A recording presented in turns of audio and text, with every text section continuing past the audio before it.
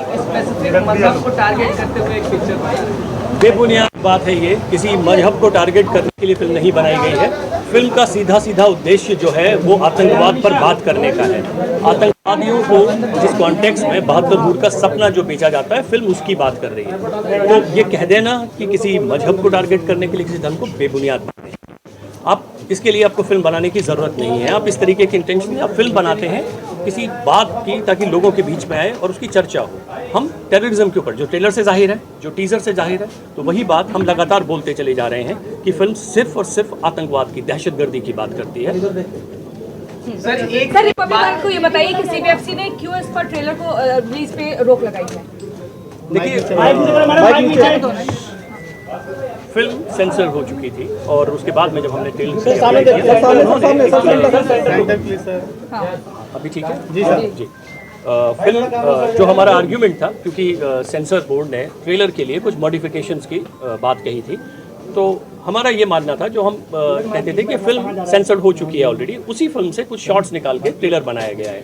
आपको जब फिल्म पर आपत्ति नहीं है, उन शॉट्स के फिल्म में रहने पर कोई आपत्ति नहीं है या उन डायलॉग्स की, तो सडनली ट्रेलर में आ जाने से आप उनको क्यों मना कर रहे हैं?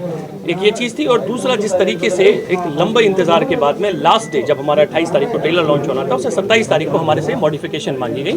ये किसी भी लिए पॉसिबल ही नहीं है आपके लिए कि आप कोई क्रिएटिव चेंजेस इतने जल्दी टाइम के अंदर आप कर पाएँ, स्पेशली जब आपके पास में। देखिए, वो इंडिपेंडेंट फिल्म जब होती हैं तो एक वक्त लगता है तैयार होने में, एक प्रोसेस है। ये वो फिल्म नहीं है जिसको कोई सर्टेन लोग बैक कर रहे हैं या स्टूडियोज बैक कर रहे हैं। ये इंडिपेंडेंट फिल्म मेकर्स की फिल्म है और जब आप फिल्म बनाते हैं तो बहुत सारी मुश्किलों का सामना आपको करना पड़ता है। चैलेंजेस बहुत थे। जब हम फिल्म के साथ में तैयार थे, फिर कोविड आ गया। जिस साल इसको अवार्ड्स मिले हैं, ये जब हम तैयार थे, थिएटर में आना चाहते थे, तो कोविड आ गया, अनसर्टेनिटी थी उसके बाद में। फिर ये वो फिल्म नहीं थी जिसके लिए कि तुरंत कोई बाद में चला आएगा।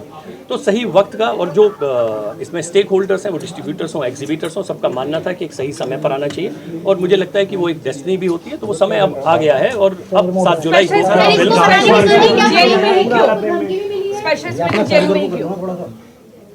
हमेशा से हम ये मानते रहे, जेएनयू एक ऐसा इंस्टीट्यूशन है जिसने न सिर्फ इस देश को बल्कि बाहर भी बहुत सारे नामवर लोग दिए हैं, इंटेलेक्चुअल जाइंट्स दिए हैं। यहाँ पर हमेशा से पॉलिटिशियंस, फिल्म मेकर्स और बहुत वो लोग मिले हैं जिन्होंने विचारों को प्रभावित किया है।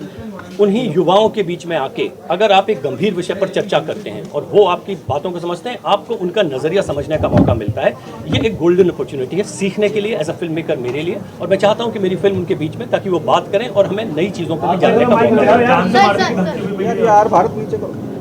जी, वो इस तरीके के गंभीर विषय को उठाने का एक प्राइस है, जिसके फॉर्म में जो बहुत सारे जो नास्टी मैसेजेस और इस तरीके की धमकियां और कॉल्स और जो है वो सिलसिला चल रहा है मेरे प्रोड्यूसर्स के साथ में, मेरे साथ में। तो वो कुछ मीडिया आउटलेट्स ने इस न्यूज़ को बताया भी है, जिसके अंदर वो स्क्रीनशॉट्स हैं, वो कॉल्स की चीज़ें भी हैं। ऑलरेडी इन्फॉर्म कर दिया। रोक लगाई, तो आपकी तरफ से उच्च जांच के लिए क्या कुछ कदम उठाए? देखिए, वक्त ही नहीं है। आपकी फिल्म 7 तारीख को रिलीज हो रही है, 28 तारीख को आपने ट्रेलर लॉन्च किया है। अब ऑलरेडी हमारे पास में एक ऑप्शन ही नहीं बचा है। आप कुछ घंटे पहले, 16 घंटे 18 घंटे पहले क्या चेंज कर लेंगे?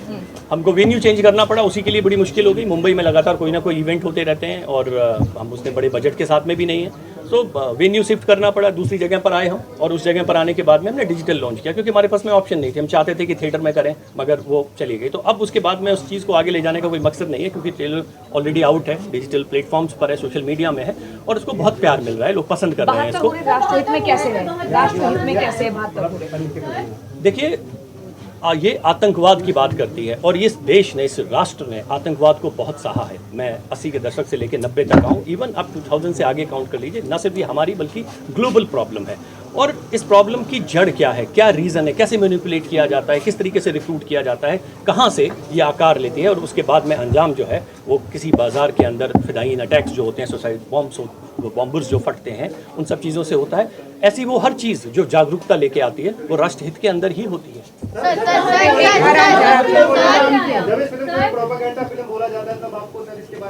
दुख होता है इस तरह से कि आपने फिल्म को देखा नहीं, आपने नाम सुना, आपने टीजर देखा और आपने अपना निर्णय थोप दिया कि ये फिल्म प्रोपेगेंडा फिल्म है, इसको बैन कर दिया जाए या ये विशेष वर्ग है। हमेशा से मुझे लगता है कि इस देश में एक आदत रही है, आप कुछ चीज़ देखते हैं, उस पर संवाद करते हैं, बात होती है, चर्चा होती है, और फिर आप एग्री करें या डिसएग्री करें उसके बाद होता है। आपने तो यहाँ वो मौका ही नहीं दिया अपने आप को वो फिल्म देखने का, आपने पहले ही निर्णय बता दिया कि ये फिल्म जो है वो प्रोपेगेंडा फिल्म है। किस तरीके से, क्या इसलिए प्रोपेगेंडा फिल्म है कि ये किसी प्रोपेगेंडा के अंदर नहीं आती है, या आप एक एजेंडा चला रहे हैं उस एजेंडा के तहत नहीं है? देखिए, आतंकवाद कैसे किसी के लिए प्रोपेगेंडा हो सकता है? आप इस फिल्म को डिफेम करने के लिए कहीं आतंकवाद को तो डिफेंड नहीं कर रहे हैं, इस बात को भी समझने की कहीं ना कहीं जरूरत है। सर, डेटा कैसे कलेक्ट किया होगा इतना सारा, क्योंकि बहुत सारे आंकड़े दिए होंगे आपने इसमें। आपको बहुत ज़्यादा, देखिए, ये आतंकवाद के ऊपर डॉक्यूमेंट्री नहीं है, ये उस नज़रिए की कहानी है, ये एक यूनिक पर्सपेक्टिव है जिससे हम आतंकवाद को देखने की कोशिश कर रहे हैं, और ये नज़रिया पहले सिनेमा में नहीं आया है, जो एक यूनिक बात है।